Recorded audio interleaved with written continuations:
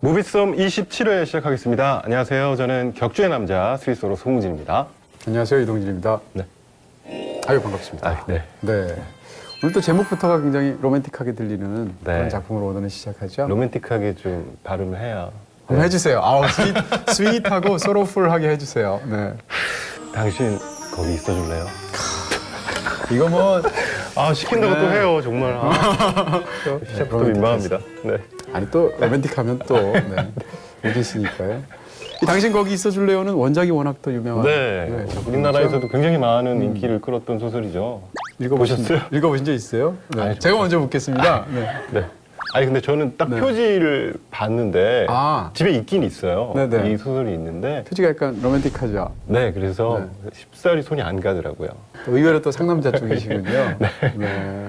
저도 사실은 귀요미소 소설을 읽어본 게 한 권도 없습니다. 네. 네. 근데 우리나라에서도 귀요미소 팬 많은 것 같아요. 네, 많으신 것 같더라고요. 네. 그런 면에서도 좀 궁금해지기도 하는. 네. 근데 아직 읽어보지를 못했습니다. 어쨌건 이 당신 거기 있어줄래요는 뭐 이야기 스토리 라인 같은 게 굉장히 재밌는 것 같은데 원작자와 관련해서 재밌는 얘기 또 있더라고요. 어떤 얘기요? 이게 사실 설정이 뭐 어떻게 보면 흔하다고 할 수도 있고 어떻게 보면 굉장히 재밌다고 할 수도 있잖아요. 그래서 많은 나라에서 영화 판권을 위해서 접촉을 했다고 하는데 네. 소설도 나온 지도 꽤 됐으니까요. 그렇습니다. 네. 근데 기업미소가 이제 다른 나라의 이제 영화 판권을 관리를 굉장히 까다롭게 해서 넘기지 않았는데 한국에서 요청 온 것에 대해서 이례적으로 오케이를 했다는 거죠. 그래서 기업미소의 이 소설을 영화화한 당연히 최초의 영화가 한국 영화가 됐고요.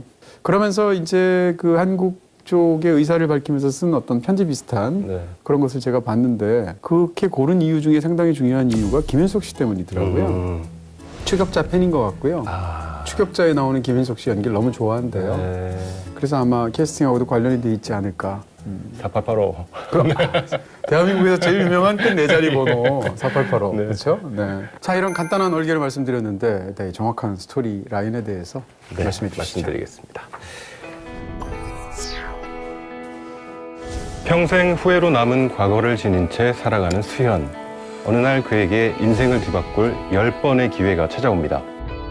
알약을 먹은 후 30년 전 과거의 자신과 마주하게 되는데요.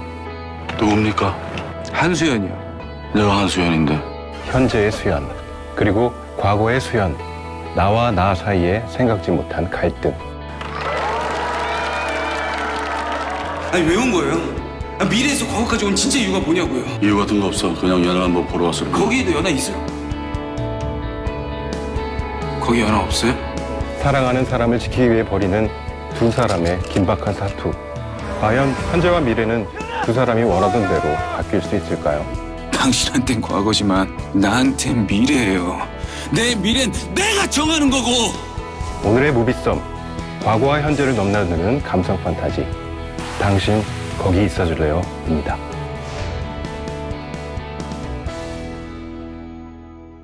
네, 일단 이 영화를 만든 분은 홍지영 감독이십니다. 홍지영 감독은 한 8, 9년 전쯤 키친이라는 영화가 있어서 많은 분들이 기억하실 것 같고요.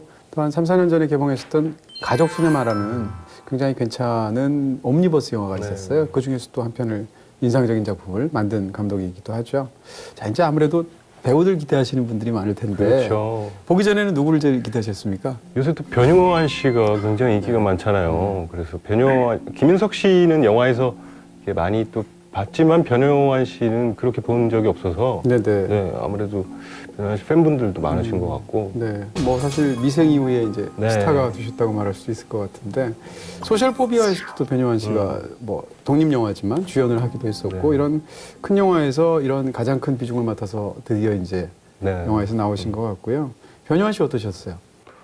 되게 좀 강렬하시더라고요. 에너지가 센 배우구나 좀 그런 느낌이 들었고요. 네. 그렇습니다. 뭐 멜로 영화에서 이제 배우의 감정이 굉장히 중요할 텐데 중간에 굉장히 중요한 데서 자기의 이제 결심을 드러내면서 필요하면 내 목숨 뒤어 이런 대사를 할 때 다 포기할 수 있겠어?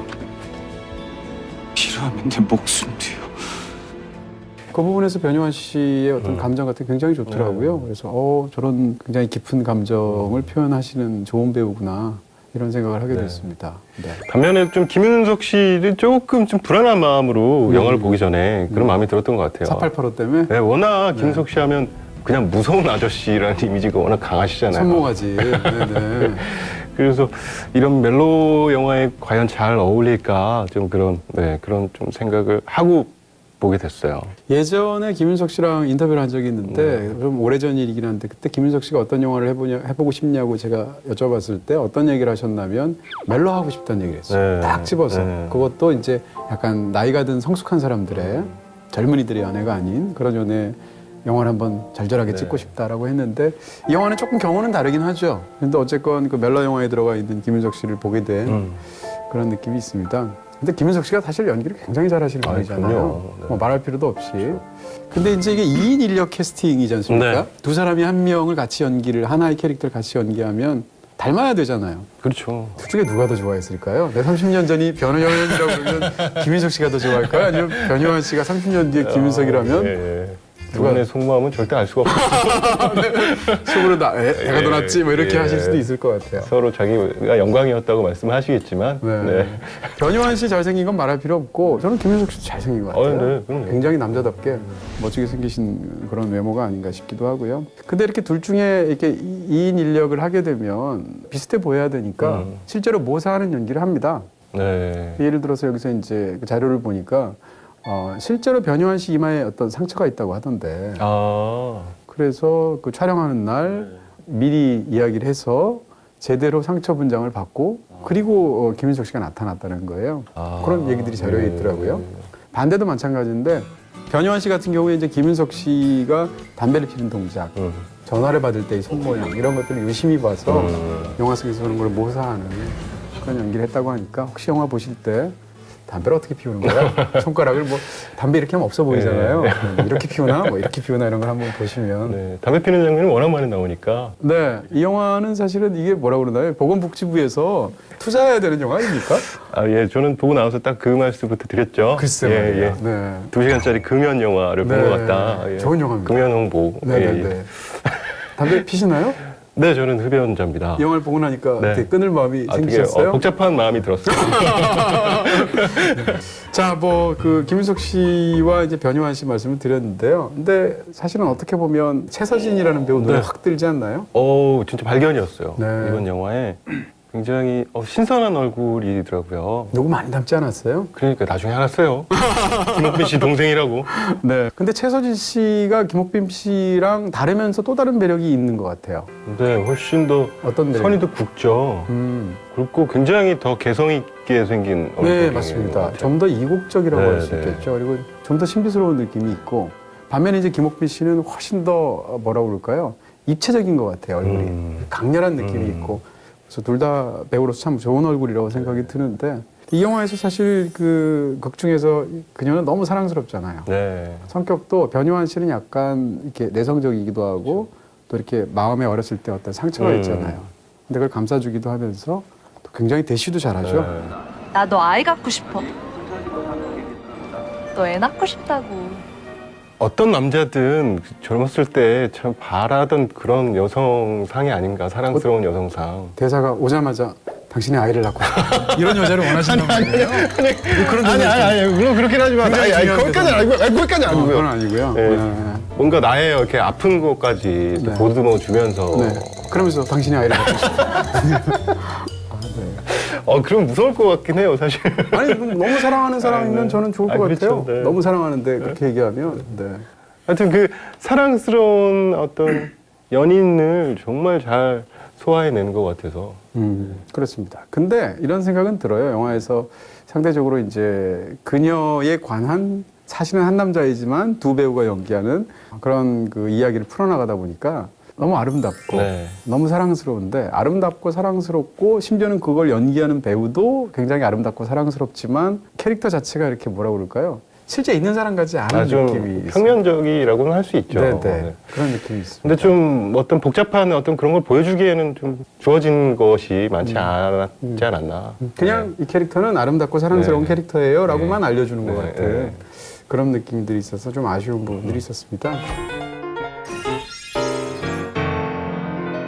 네, 보통 이제 영화에 아주 유명한 곡들이 쓰이게 되면 이 곡을 썼구나 뭐 이런 느낌 들잖아요. 어떤 음악은 진짜 영화에 너무 많이 쓰이잖아요. 글로리아 게이너의 I Will Survive 같은 경우는 정말 한 20편 쓰이지 않았나 싶어요. 와, 그러게요. 그렇죠. 뭐 네. 테이크 홈 이런 노래도 네. 참 많이 쓰이고. 네. 이 영화에서 한국 영화에서 이런 순간이 있었나 싶은 느낌이 드는 게 밥 딜런 노래가 나와요. 그렇죠? 네. Make You Feel My Love인데 저도 이 노래 굉장히 좋아합니다. 뭐라 그럴까? 이 산전수전 다 겪은 그런 노 가수가 부르는 것 같은 또 뭐 밥 딜런은 사실 20살 때도 이 목소리였는데요. 어찌됐건 영화에서 성숙한 밥 딜런 목소리를 참 멋지게 나오더라고요. 네, 영화 이제 엔딩 크레딧 보통 올라갈 때 노래 나오지 않습니까? 근데 익숙하지 않은 목소리가 나오는데 목소리만 딱 들어도 아, 배우분들이구나 이런 생각이 들면서 이 영화에 등장하는 두 남자 주인공이 같이 이렇게 딱 부르는 김현식 씨의 노래 당신의 모습?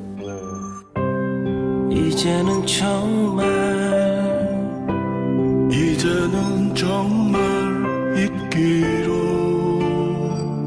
했어. 그 노래를 이제 또 주연 배우가 부르니까 또 애틋한 마음이 생기기도 하고 또 김현식 씨라는 가수가 맞아요. 그 85년을 하게 하는 어떤 장치로 계속 쓰이잖아요. 그렇죠. 그런 면에서 또 뭉클한 부분이 있고 고스란히 그 배역의 느낌이 이렇게 살아 있으니까 딱 그 극장에서 딱 보는 그 순간만은 정말 더 크게 다가올 수 있는 것 같아요. 그렇습니다. 네. 자, 이제 원작, 뭐 배우, 설정, 노래 뭐 이런 것들 이야기를 했고요. 이 영화에서 사실 제일 중요한 설정은 타임슬립이지 않습니까? 이 얘기를 집중적으로 그럼 파트 2에서 한번 다뤄보도록 하겠습니다.